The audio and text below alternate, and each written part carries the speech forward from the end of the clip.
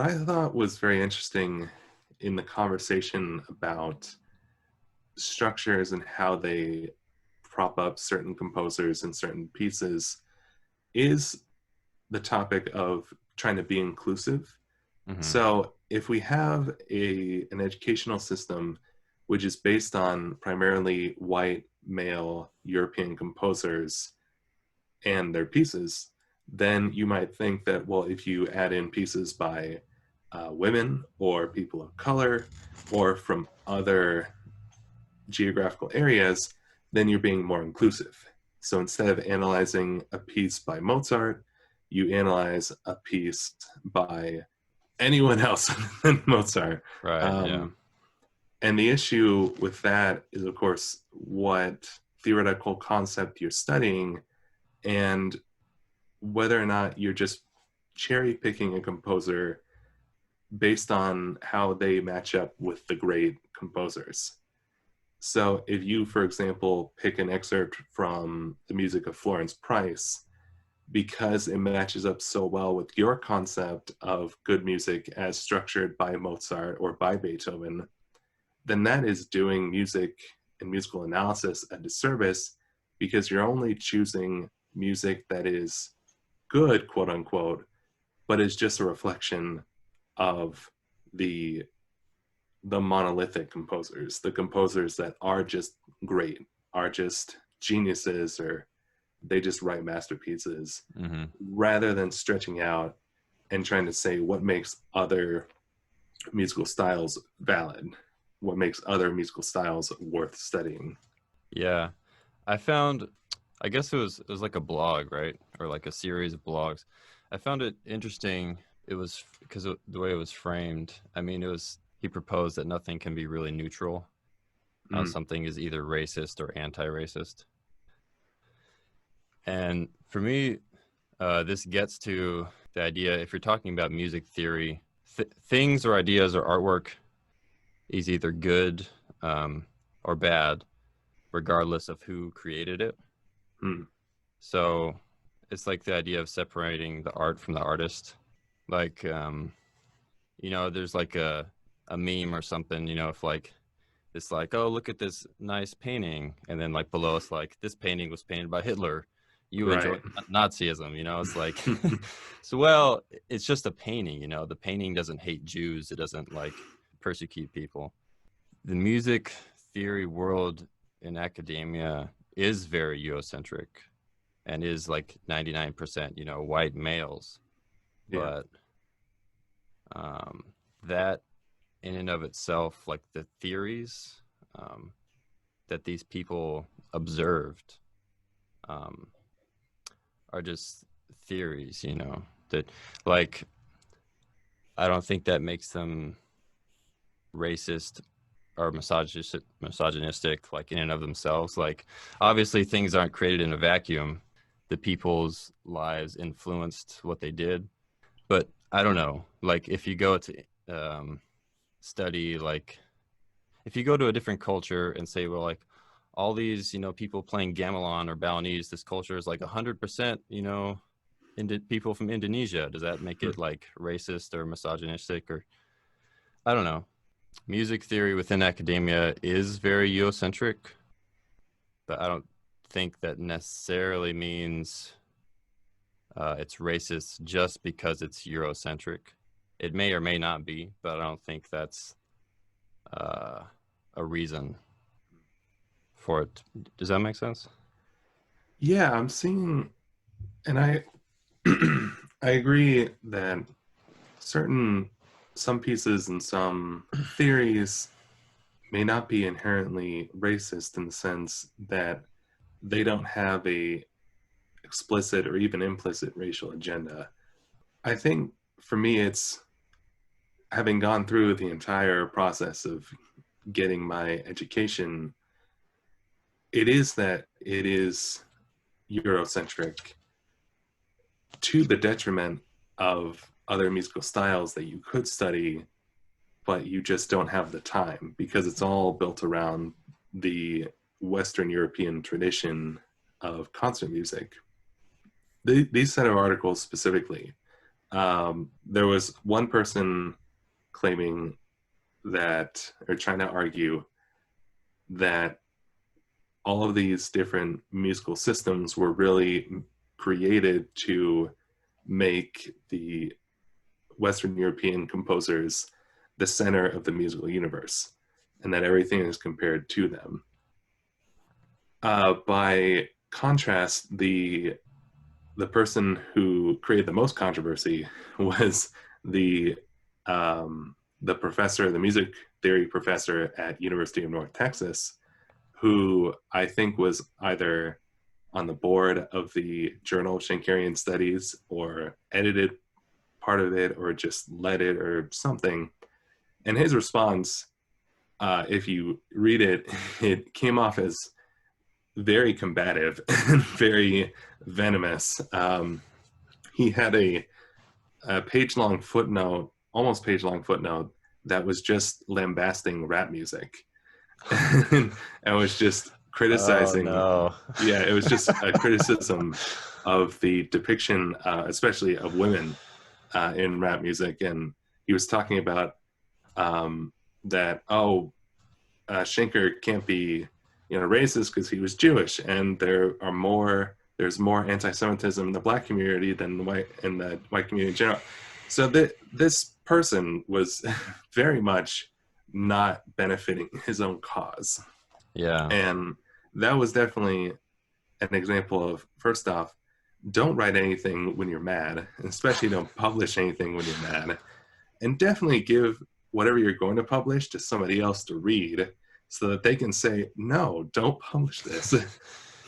So, and unfortunately, this whole issue got picked up by mainstream media, which anytime mainstream media picks up something that happens in academia, that's really bad because you have on one side of it them saying, here's this anachronistic system that's maintaining the status quo of having Beethoven, Mozart, Haydn at the center of the universe at the detriment of everything else. And then on the other hand, you have an established professor who's being accosted for speaking his views because the liberal elite are trying to silence him, and la-di-da, blah, blah, blah. Yeah. Which is infuriating as it is, because it's taking issues which are very imperative to musical education and destroying them, or at least siphoning out any sort of nuance of these arguments that they have.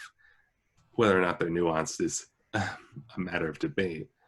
But I will say that a big issue in academia is creating a system which is just reflective of specific composers in specific ways. Sonata form, for example. Our concept of sonata form is from middle period Beethoven. What about late period Beethoven? Well, people like late period Beethoven, but they don't love late period Beethoven unless they love late period Beethoven. Other than his Ninth Symphony, there aren't a lot of examples about his late string quartets, just because they don't really fit that concept of the Beethoven sound. So even within the various composers, there is really discrimination against certain pieces that do not fit this worldview of the genius composer who wrote in a certain way and established these rules of musical composition. Yeah. That gets into another topic that I find really interesting, is that I just think like our music theory system that we have today is like really out of date, and like it's I feel like it could be revised, like it could be better. And like I guess you could say that about anything. I feel like it's almost like outlived its usefulness. Like there's a very big learning curve to know how to use this system, and it's very much set up to work around tonal music and like key centers, and it just makes things overly complicated for like atonal music, for example, or jazz, or like really most modern compositions or music. music education, it's kind of locked into this old history, kind of like in a dogmatic way. Mm. You know, kind of like, oh, I had to learn this, so you do too. You know, you have to suffer through it just like I did. And I feel like that's kind of tied into like it being very Eurocentric as well. It's just like the dogma of like putting these same composers on a pedestal, you know, Yeah. like Beethoven, Mozart. It's like this old teacher dogma that never died, you know. Getting back to what you said before, I think them being just very Eurocentric, focusing on like middle stage Beethoven or whatever, you know, chorale writing. Why do we care that they didn't used to use parallel fifths or octaves, you know? There's value in like focusing in and really studying on any system. I feel like there's still a lot of things you can learn from like just studying the Eurocentric system, but the dogmas that go along with that are what I don't like about it, you know? Like how, you know, like disgust against rap music or popular music or something, you know, that like this guy, I didn't read that response that you were talking about, but that sounds pretty interesting. Yeah. um, yeah.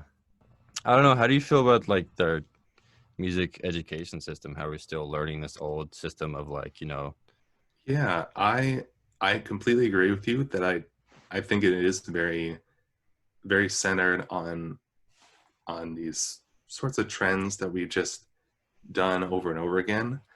But I'll go even a step further and say that it's actually not Western centric in the fact that it's focused just on the music of Western Europe, but it's focused on the music of Western Europe from the late Baroque to middle Romanticism. yeah, If you go before that, tonality was not really a straight arrow. It was not going from the Gregorian chants all the way to tonality. It was, you know, there was a lot of development during those many years. In fact, I have Rameau's treatise on harmony, which established many of the primary tenets in which we study in harmonic analysis in probably first semester music theory. That wasn't written until 1617. So between 900 and 1600 was a development of music that was maybe approaching tonality, but not codified until the turn of the 17th century. And unfortunately, we look at the music at that time in perspective of our modern ears, and that's incorrect. For example, one of the tools in which is very common in jazz is modes. So we think of modes as built off of the major scale because the major scale is the center of our tonal universe. The major scale is where you get the minor scale, and all the major alterations are based on the major scale. But that's not how they viewed music in pretonal music. They viewed scales more along the lines of gestures, where if you used a certain collection of notes, they would be organized in a certain way, rather than just from one note on the keyboard to another note on the keyboard. It didn't really work like that. And in terms of like, why don't the late Baroque classical composers use parallel fifths? Well, back in the day, they did. They would just take the melodic line and layer a perfect fifth on top. So they would do parallel fifths all the time, or parallel fourths. And one of the things you realize is that, well, a lot of them were following the overtone series and just, you know, adding, because the overtone series goes the octave, then the fifth, then a fourth, then a major third, then a minor third. That's like the progression of harmony. You add the perfect fifth, and you add the perfect fourth, and then you get finally to the major third. So not only do we look at other global musical styles from different cultures in the realm of this very narrow definition of music between late Baroque and middle Romantic, we also view the music before that in the same lens. And that is something that is solidified in in our musical education. What do you begin with in theory class? You begin with Bach chorales. That's the Yeah. start of music Yeah. in our musical theory. We don't start with counterpoint. At least I didn't start with counterpoint. Hmm. But that's where you start with, melody, the notes, and then you go to counterpoint, and then you go to harmony, which you think. But no, when I studied it, it went, here are the notes, here are the rhythms, and here are the chords now.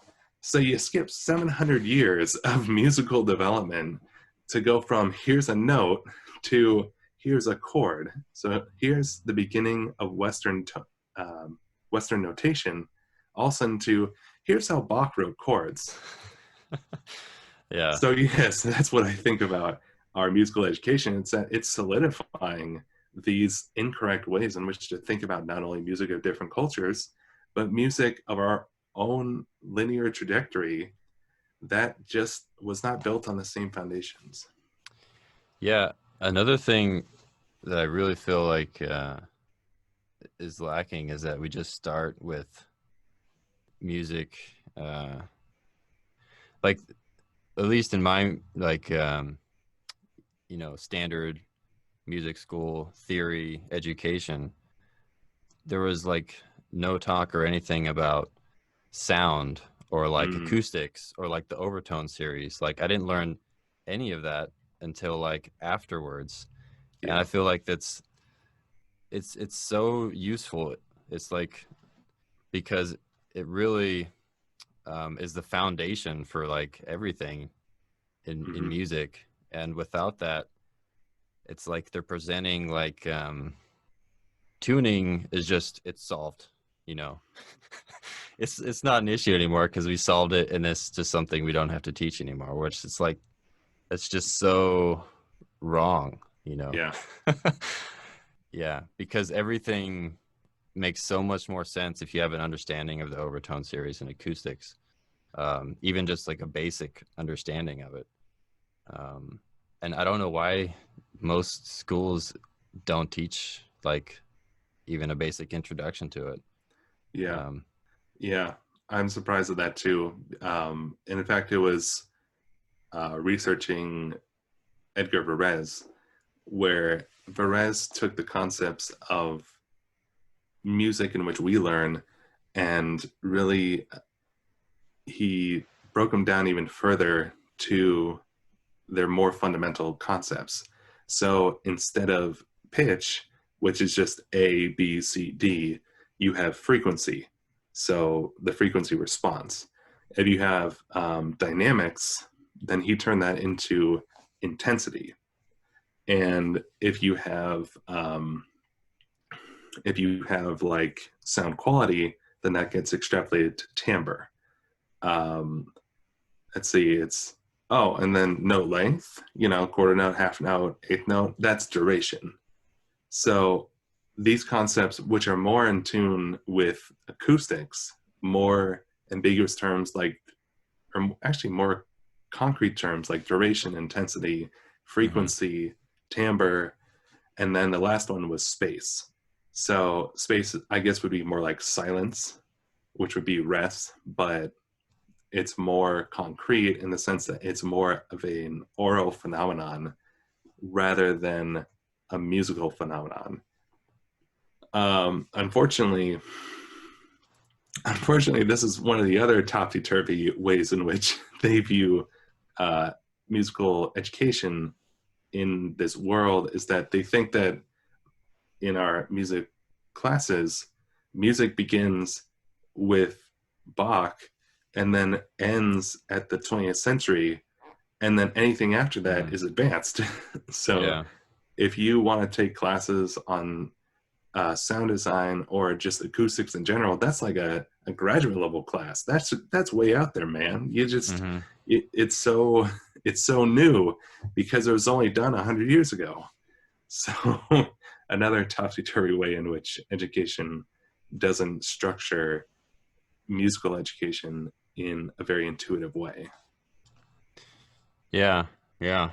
um well, maybe we could kind of shift. I think this might lean into like I don't know, like what was the term for like polystylism or something? Oh yeah.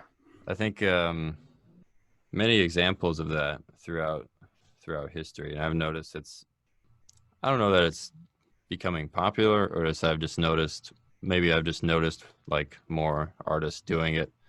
But there's plenty of examples of like that happening in the past with like Charles Ives and like Mhm.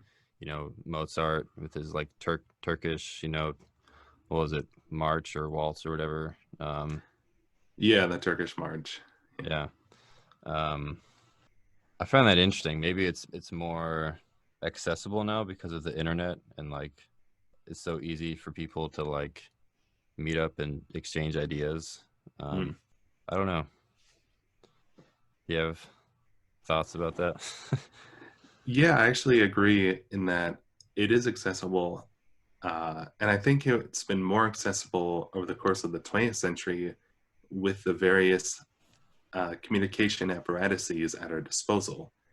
We've had telephones, we've had radio, we've had television, we've had film, we've had all these ways in which to communicate ideas across long distances almost instantaneously.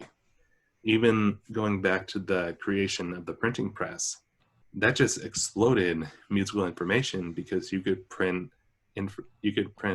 music and treatises much cheaper, and that meant that you could print a more diverse spread of music cheaper. Now I can go back to Bach and show how he integrated different styles of music into his music just based on the fact that he had such a huge collection of music at his disposal. He Hmm. just had so many printed scores that he scoured over that he had so many different influences. But I think the difference nowadays is not only did we have access to the internet and sound recordings, but there's more of a culture of musical cross pollination. You think about when you turn on the television, every commercial has music and every TV show has music, and it's all completely different from each other. So if you Mm. hear a reggae tune and then all of a sudden you flip to a Latin jazz tune or a gypsy jazz tune and then you flip to a heavy metal track, that seems pretty natural now just because we're so used to so many different musical styles happening one after the other. So I think it's pretty natural nowadays to have a musical cross pollination be not only so prevalent but so accepted as valid musical expression because that's the world that we live in. Yeah. Yeah. I think it's pretty cool. I'm into Mm-hmm. it. um, this is maybe kind of out there, but do you think there'll ever be like a time where like there's just like one giant homogeneous like music organism, and it's like all one, like there's no distinct like, oh, that's Latin jazz or that's heavy metal, it'll all just be. You know, I have thought of that, and I think they're reaching the point where we are going to transcend genre and just go to personal identity. That Hmm. we're just going to not try and define who or what styles Flying Lotus is incorporating. Just say, oh, that's Flying Lotus, or oh, that's the Beatles, or oh, that's Tosin Abasi. And I think that's going to be to the point where instead of saying, oh, he has a very jazz influence, he has a very Latin influence, like, oh, yeah, I hear a lot of Tosin Abasi in his music. Or, yeah, I hear a lot of Charles Ives in your music. That's what I do. When I listen Yeah, to a yeah. piece by another person, I'm like, you know, I heard a lot of Scriabin in that piece. You know, I heard a lot of Arvo Pärt in that piece. Just because even though I could define what it is makes Ives eyes and even just say, oh, that's very modern. What does modern mean? Yeah. Modern can mean so many different things. So I think it's more accurate, at least in this time, to focus more on the identity of the person in which you may be being rather than the musical style, in which could be so many different things. Yeah, yeah. I think people already do that. Like, Mhm. You said you do that. I mean, I'll do that sometimes, but it's almost it's like similar. It's not the same thing because like genres tend to try and like lump a group of Mhm. artists, you know. With metal, for example, there's like so many. You have the genre metal, and then there's so many subgenres, and then subgenres that it gets kind of ridiculous. Yeah. So it like almost gets lost. It's like, oh, we're progressive, vegetarian, vegan, grindcore, acid rock. It's like, what does that Yeah. even mean? um, in a way, like just saying an artist name would be less confusing. Or not, I don't know. Some artists have very wide, very diverse, like artistic interests, like, I don't know, Frank Zappa or something, for Mm. example, did like all kinds of different stuff, but he still has like a certain style, I would say, that you could Yeah. kind of recognize. Specifically for metal, do you think that part of the definition in which people will define their sound or their band is actually based on the perception of what other musical styles have regarding their authenticity or their sense of musical purity? Like if somebody calls you metalcore, you're like, ah, oh, no, what are you talking about? That stuff's horrible. No, we are not metalcore. We just the way in which they define themselves is more like how they define their own musical purity, I guess, their own purity of intent. In a sense, I mean, I think it's very much like a culture, and like people will self-identify with that, so I think that's how you get things like that, where like I always think of like black metal as like the purists, Mm. like we listening to nothing but black metal, but because they're identifying with the culture of black metal, Mm. um you know uh being dark and stoic and wearing black leather and like you know I don't know, anarchism, like, in a sense. So those are like the peripheral elements of the style as well. So, you have the musical style, which black metal is like driving drums, shrieking vocals, more of like an atmospheric, dark, ethereal type vibe to it. But there's also the cosmetic aspects. Do they wear some type of gothic makeup? Do they wear Yeah, black yeah. clothing? Um, Whereas if you have something like shoegaze, I mean, shoegaze is probably just something that people will be like, no, because it's like guys with $200 sneakers who are stepping on 20 Yeah, pedals all yeah. at once. Yeah. Yeah, absolutely. I don't know if I exactly answered your question, but Well, yeah. it's funny because I was thinking about genre in terms of how people identify themselves. Now, Hmm. metal gets so pedantic, it's just Yeah. insufferable to even think about how many acronyms they go through just to try and define what they are. Black and grindcore, death gaze, anime music, it's something like that. But I usually think of music and musical genre not as what they are, but where they came from. So if you have musical styles where somebody came from a jazz background, then they will have sensibilities in which are inherent in jazz, even if the musical style doesn't really call to them as jazz. Even though Tosin Abasi, for example, he did study jazz and his music is very jazz influenced. It's not typical jazz, and in fact, it is very much progressive metal.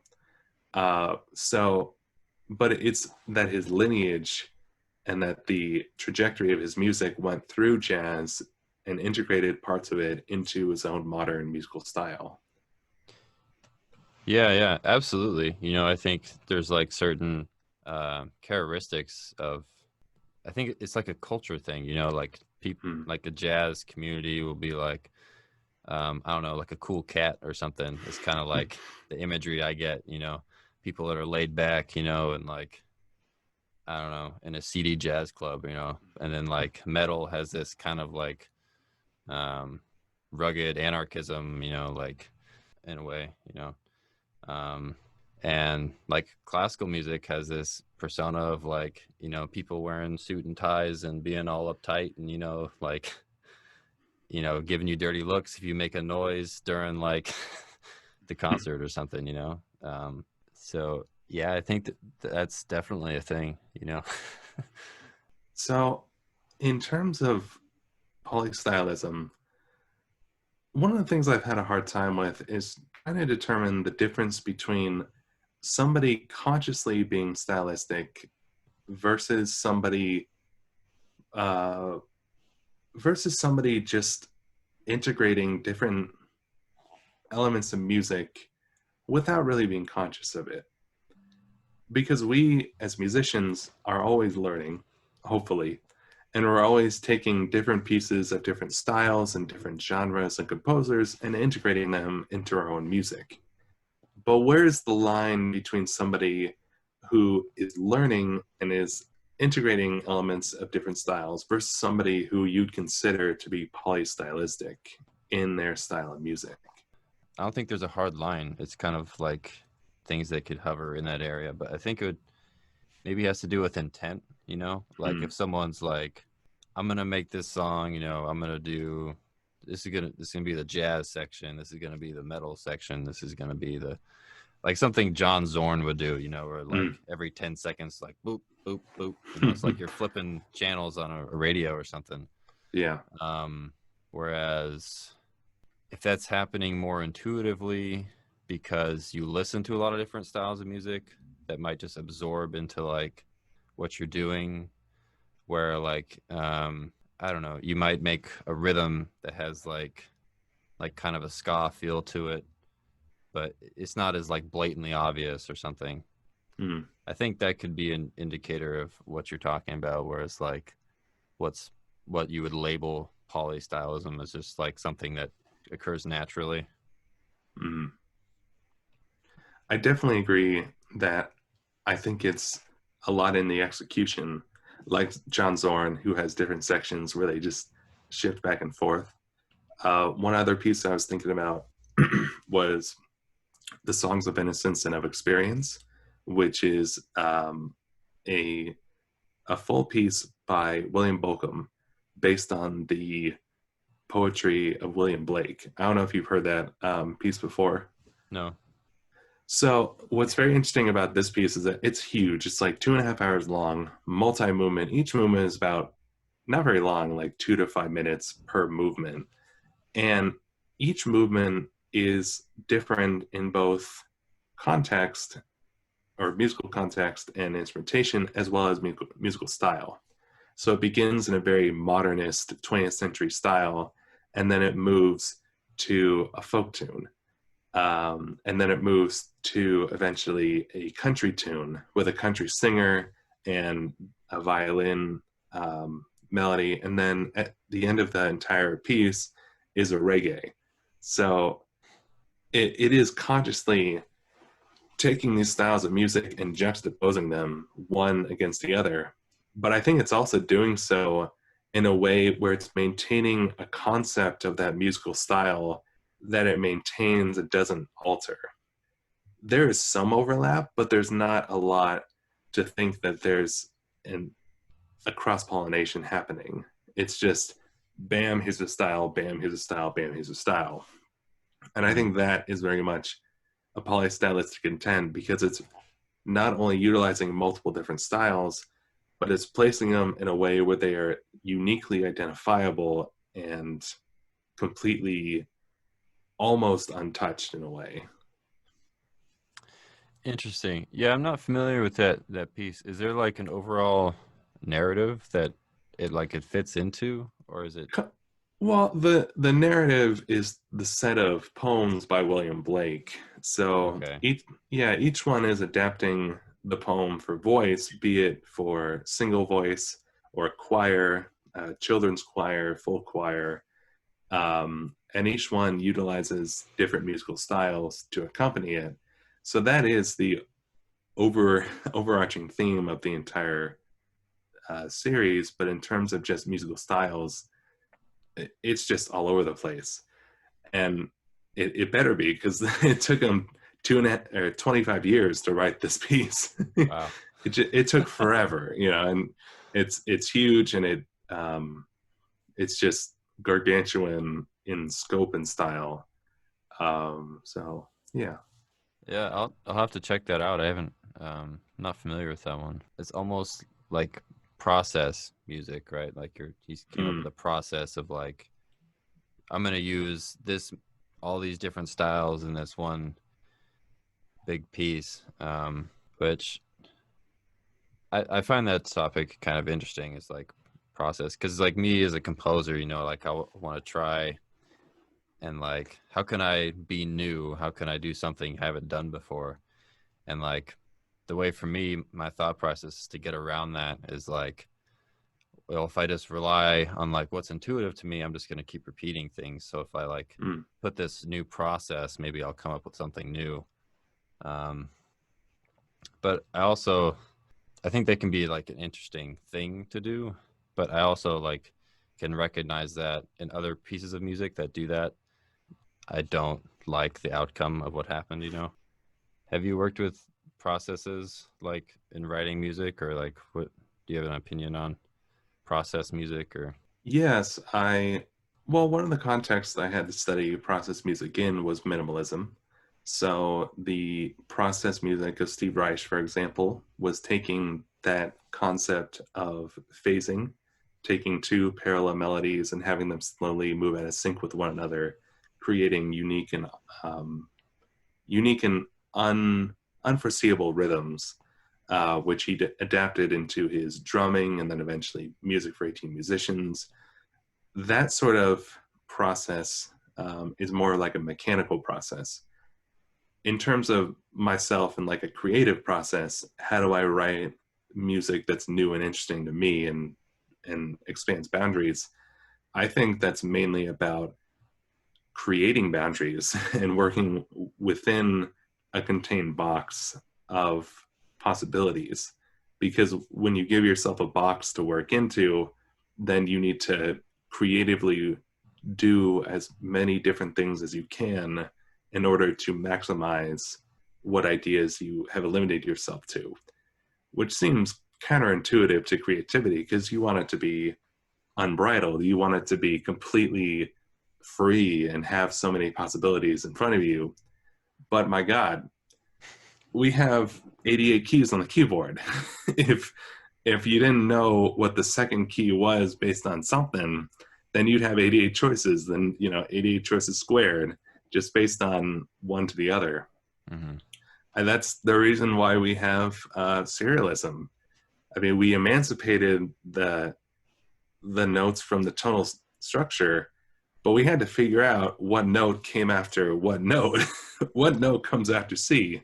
Well, let's create a number system, and then what I don't think that's entirely why we have. I mean, maybe I'm just missing the point of what you're trying to say, but like I think the point of like 12 tone is example to get away from tonal music, not necessarily because they didn't know what to write.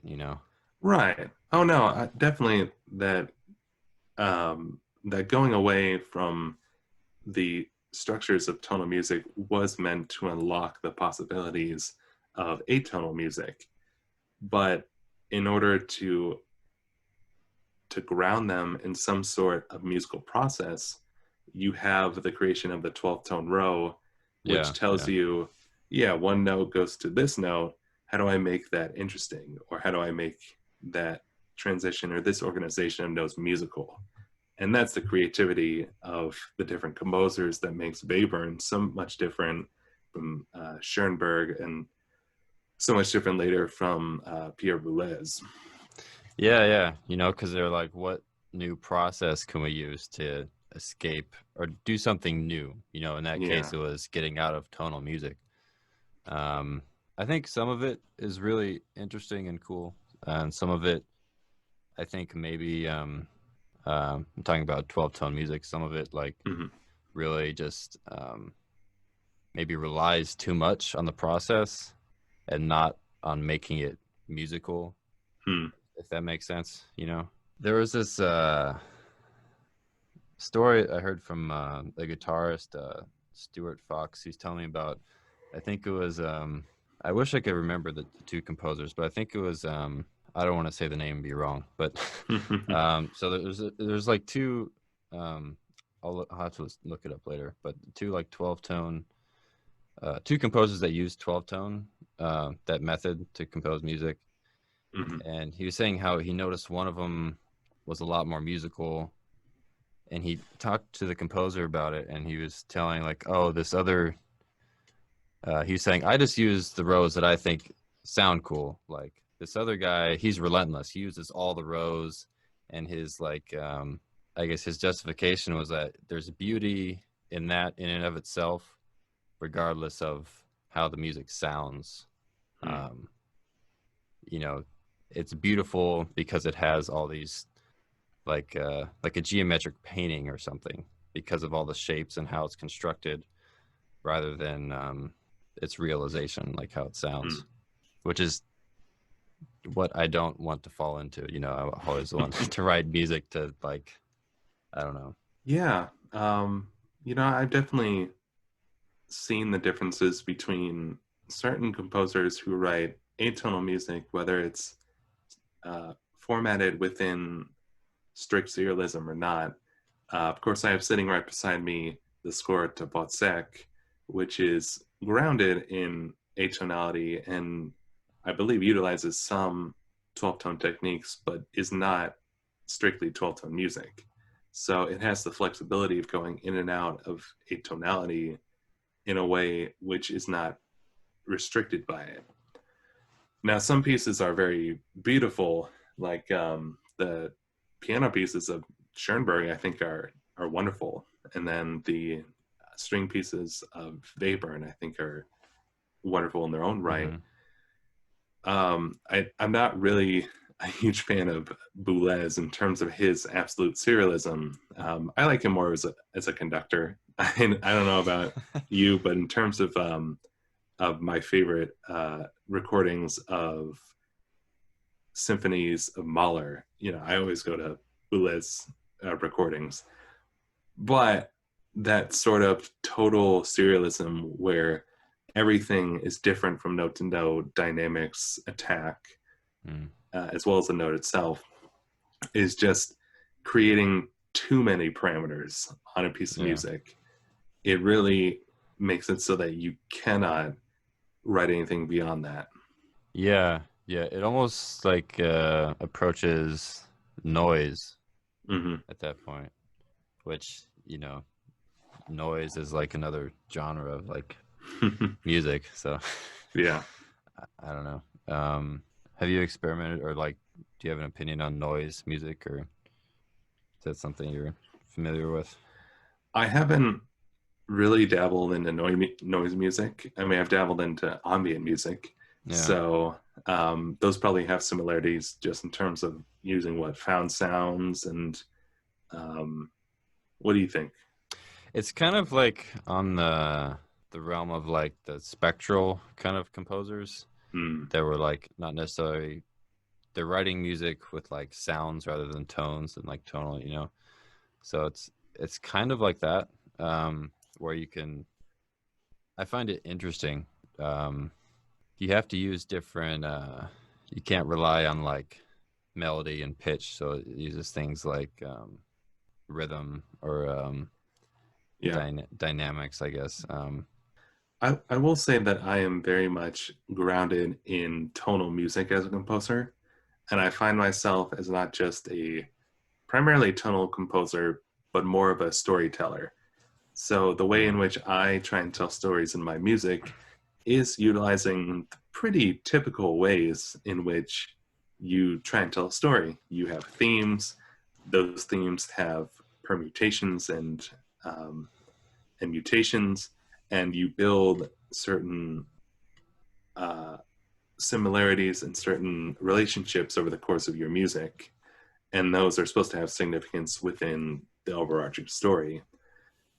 And I think for me, anything that goes beyond that is still going to be in relation to that.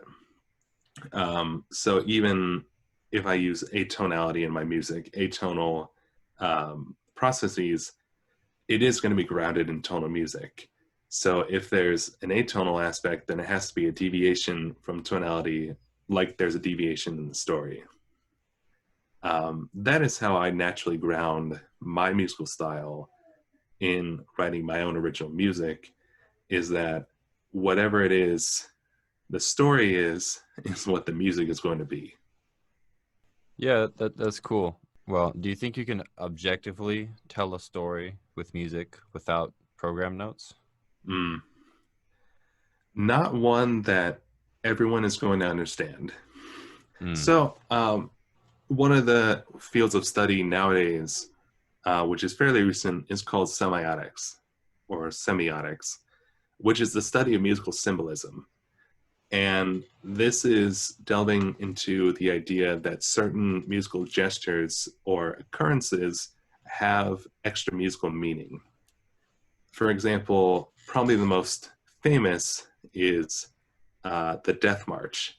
If it goes bum, bum, ba-dum, then that is synonymous with a death march, which is funny because that is the gesture that is used in Beethoven's Moonlight Sonata, where you have in the, I believe, in the upper part, you have that same bum, ba-dum, and that's something that is gesturally a death march. And there are other um, musical symbols. For example, going back to Beethoven, his Fifth Symphony has the bum bum bum bum, so that short, long musical gesture, which is like knocking on death's door. And that's the Mm. same musical gesture that Mahler uses in the beginning of his Fifth Symphony. But instead of the drop down, it's just the same note. Ba ba ba bum, ba ba ba bum. So I think that if you have an awareness of musical symbols that are across the scope of Western concert music, you can definitely tell a story, but everyone else has to have a concept of those musical symbols. Yeah, yeah. It's Yeah. very much related to culture. Mm-hmm. Do you know where that one you mentioned, like the death, do you know where that comes from? Well, I definitely know that the Death March, the typical one is like Chopin's Death March. Mm. Like the origins of that particular gesture, I'm not really sure of, other than the the Chopin one, which is very clear. I would imagine it might come from like a funeral drum or like Mm. some sort of procession, because like that was a thing, when they have the drum in like military settings and that sort of thing. Yeah, Uh, yeah, and definitely other gestures such as hunting gestures, which would be from hunting horns, the yeah, typical yeah, yeah. gestures, Hmm. yeah, that you'd find in the horns of the day. Those all would definitely have real world context. Of course, nowadays in American culture, at least American military culture, we have the cornet calls, the symbols to get up in the morning, go to bed at night, Hmm. get your mail, Hmm. and those are the ones that Ives used in his musical works. And I think that is also uh, an extension of semiotics as well. Yeah, that's the term for that, semiotics, what you call. Yeah, the musical gestures and occurrences that have extra musical significance. Mm. Yeah, the oldest one that I'm kind of like aware of would be like references in like the Bible to like, the walls of Jericho coming down with like the horns playing, or Mm. kind of like a judgment day kind of thing. Yeah, I think, and I'm not sure if it's like just the fact of a musical gesture which had some sort of worldly significance versus like text painting or musical elaboration, like if, yeah, I'm not really sure. I'll have to look up on that. Um, yeah. It's definitely, I mean, I find it very interesting, that whole, I guess, subject of like music ideas having other meanings. Mhm. Yeah, I guess I brought up that question to you originally because I talked to someone. This was a professor at Cal Arts. We were talking about film music, and I kind of more or less asked him the same question, and he had the opinion, or he said that you could objectively tell the story um, of the music, you know, like objectively telling it regardless of like what culture you're in or like, you know, where you grew up from, which I don't think is necessarily the case, because I think whatever culture you're in is largely going to influence like what you think of the music in a sense. I Yeah. mean, maybe Uh, that's not as much of a thing anymore because of, I don't know, polystylism and like the internet, but mhm. It's funny. This reminded me of a video I was watching, which was comparing the different book covers of The Lord of the Rings, and how if you look at the Lord of the Rings publication over the course of many years, the artistic style may be slightly different, but you can just tell a Lord of the Rings cover. It just has a characteristic style to it that is universal over the course of the many different versions of the Lord of the Rings original book series. And I think that if you had a story which had precedent, and you used musical styles which had precedent in storytelling, then you could objectively tell a story from beginning to end, but you'd have to have precedent for it. I mean, you'd have to watch like the entire Game of Thrones series to then just like have a Game of Thrones suite. It's just like telling a story but through music. That may be possible, just the mhm. context is there. But I think the amount of preliminary information you'd have to have about that particular story and how these musical gestures represent these certain people or events or actions, that is so vast and so specific that you could only do that through a vast amount of preliminary information. Yeah, there's definitely some things that are like objective within music, but I don't know. I haven't done studies on it. It's just it's just my bias, I guess. Well, objectively, music is sound, I guess. I think that's pretty Yeah. objective. I think that, and I guess music is sound and sound is vibration. Yeah. So Well, music is a vibe. yeah, there's things about nature though, like everyone has a heartbeat, and like Mm. you could like kind of imitate that with a drum, you know. Um so I'm kind of imagining that could be like possibly objectively, you could play like a heartbeat on a drum to like simulate a heartbeat. That could be objective, maybe. I don't That's know. true. And of course, the question would extrapolate to, is it music?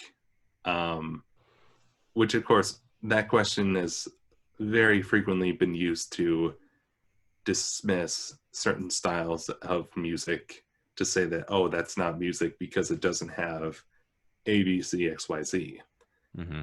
which is basically the beginning of our entire conversation. What is music and how do we determine what makes it good? Yeah. Well, Shanker says this. And Right. Yeah. so, so yes, that is something to say. What is definable and what is objectively declarable? You can objectively declare that there's sound because it's a physical phenomenon, but to determine what it is makes music creates an intrinsic framework in which you may have that disqualifies things that could be music. Noise music is something that I bet a lot of people would say, no, that's not music. That's just sound. That's Hmm. just cacophony of sound. And of course, you could have styles of music that have no pitch, like African percussion, and say, well, that's not music. It isn't. You can't sing it. Well, you can't sing it. That guy can sing it just fine. so, Yeah. so yeah. What do you think about that? Yeah, this kind of reminds me of a few different lectures. One of them being, I'm thinking of two different things, but I'm going to just start with one. I remember like the comparison, like, if you're listening to like Beethoven on the radio or something, and like someone else is like on a phone or something, having an important phone call, you're like, hey, shut off that noise, It's like to them in that moment, Beethoven is just noise, because it's an undesired sound. So it's like thinking of it in that way, it's like noise is just like a sound you don't want to hear. Yeah, and music could be just noise if you don't want to hear it, or if it's like intrusive. Again, I think it's tied to culture very much, and people have an expectation of what they think music is, which in a concert setting it might be like Mozart or might be club music, but like, yeah, if someone sits down at a piano, you have kind of an expectation that they're going to play maybe something classical sounding like Beethoven or Bach or whatever. But if they like open up the piano and start playing the inside of the piano strings and screaming into the piano, you'd be like, what is this? This isn't music, because you have the expectation that they're going to sit on the bench and play. But I think both of those would be music. Maybe one of them is like harder to understand because it's not as common. Yeah, there was the composer, he teaches at like Stanford, I think.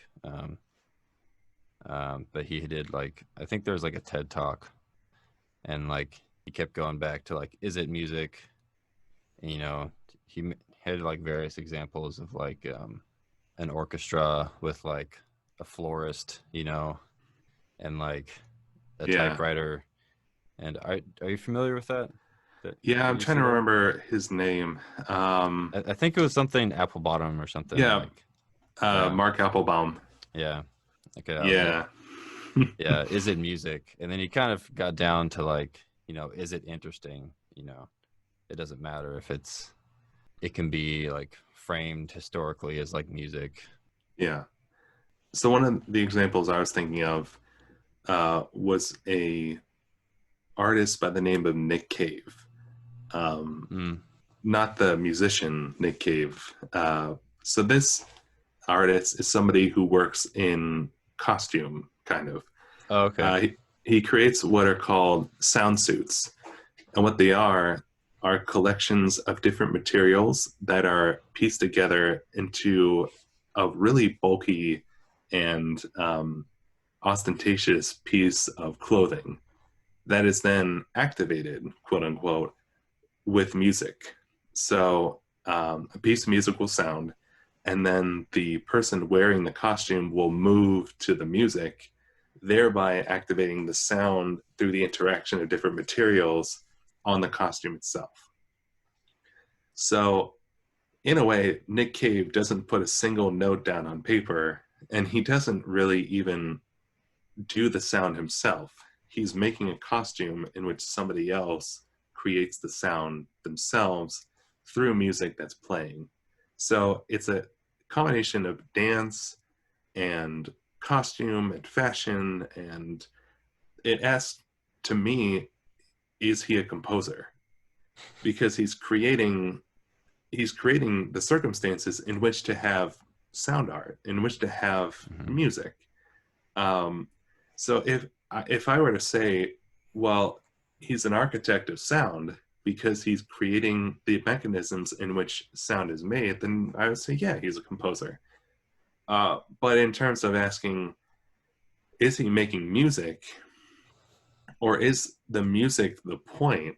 Is the sound the significant aspect to it?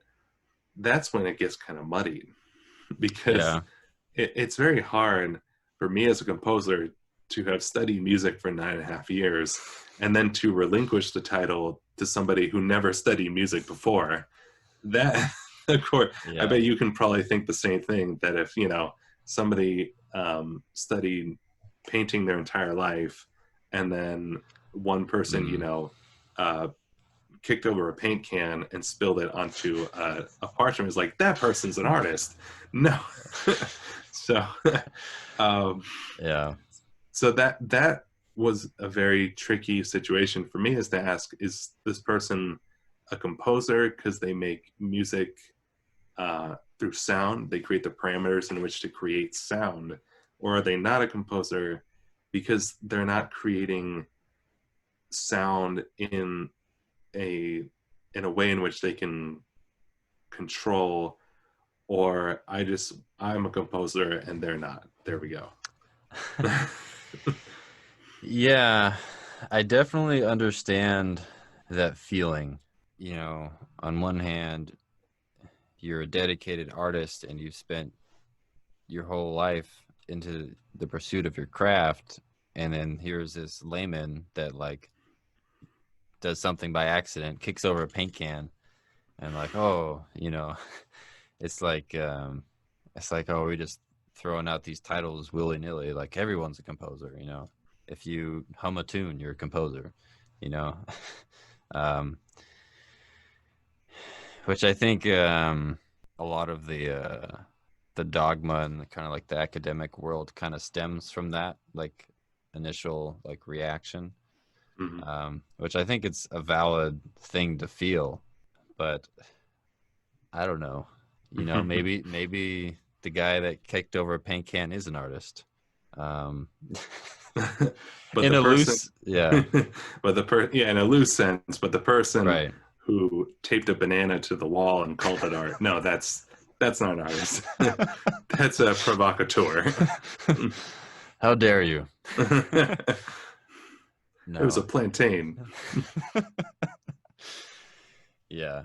Yeah. No, I feel like art and like high art definitely is like the most like hilarious example of that, where like, I don't know, a toilet or like a stall on the wall, or just like any example you can think of. There's probably other factors involved within, like, if you're talking about high art in the art world, but Mm. it's it's interesting. I would say in a loose sense, I would I would say they're a composer. I guess there's like two different connotations of it. Yeah, Yeah, that's interesting. I haven't heard of that. It's like it's almost kind of like performance art, right? If you have a suit that makes sound when you move in it. Um, definitely. And it's very interesting, not just because um, the idea is interesting, but the context behind it is interesting.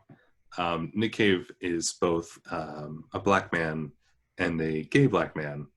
Um, and the significance of creating this suit is that it is a piece of clothing that obscures all sensations or all notions of gender, of race, of orientation, of ethnicity, and just basically masks every sense of identity other than your movement. hmm. How? Oh, well, if you look at them, they're like completely covering your body and your face, so that Oh. usually all that you see are the person's feet, maybe, or Oh, maybe okay. those are covered. Maybe mostly the face is totally covered, the hands are covered. Um, so yeah. Okay. That's not what I was imagining, but maybe you just need to see it. But Sure. I was imagining like a ridiculous like 80s workout video kind of thing with like sandpaper like taped to it and like Oh. bells and like I don't know. Yeah, some of them are not only elaborate, but some of them are so bulky that people can't actually wear them. So they're just hanging in a museum somewhere, which also is significant because if it's hanging in a museum, doesn't that make it sculpture? Because if it's on someone, then it's fashion. But if it's on like a stand and nobody's wearing it and it's just not moving, then I guess it's not fashion anymore. It's like sculpture. Yeah, I mean, I guess in a sense like does it really matter what label we put on it? I guess That's it's true. Unless, you're like, oh, he can't be a composer because composers don't make sculptures. Composers don't do fashion. yeah.